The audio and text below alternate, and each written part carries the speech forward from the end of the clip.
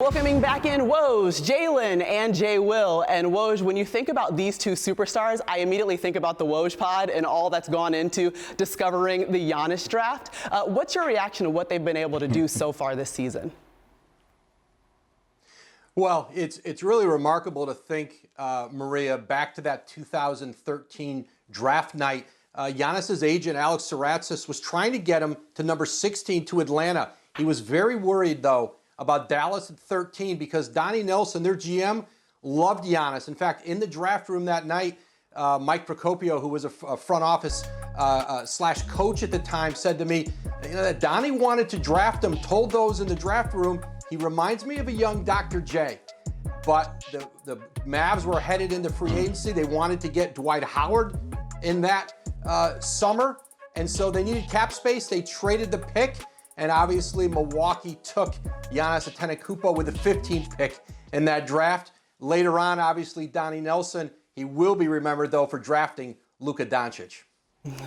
Well, we know what Luka's been able to do, obviously. Had a huge season a year ago. But, Jay, well, what does he have to do this year to walk away with the MVP trophy?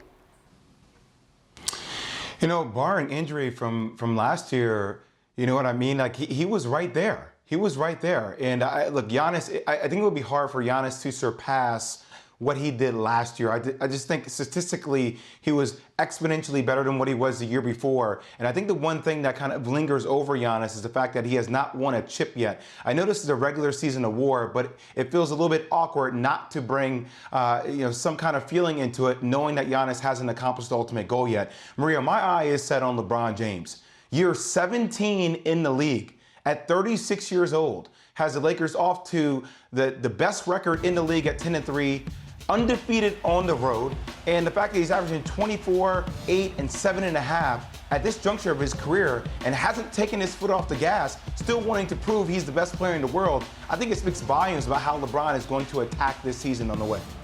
Yeah, he always has something to prove, but so does Giannis. I mean, obviously he wants a championship, but he wouldn't be mad at a three-peat, though, Jalen. What would he have to do to walk away with the award 3 years in a row? And these are vastly different candidates. And Giannis will have to do something that has never been done in league history, like put up 35, 15, and 5. Like, he would have to go crazy with a couple of blocks and a couple of steals. And they've had the best record a couple of years that he won it. So that means voters get fatigued. Luka's going to be a better story. They were 6th seed last year. He became a top 10 player. Porzingis going to have a lot to do with whether he's actually able to win it, because to me, Luka's going to have to put his team within the top 4, at least of the Western Conference. Teams are going to be separated by 1 or 2 games, but they at least got to be amongst those top teams. And Jay brought in LeBron James. I just want to acknowledge 2 more candidates. One is international.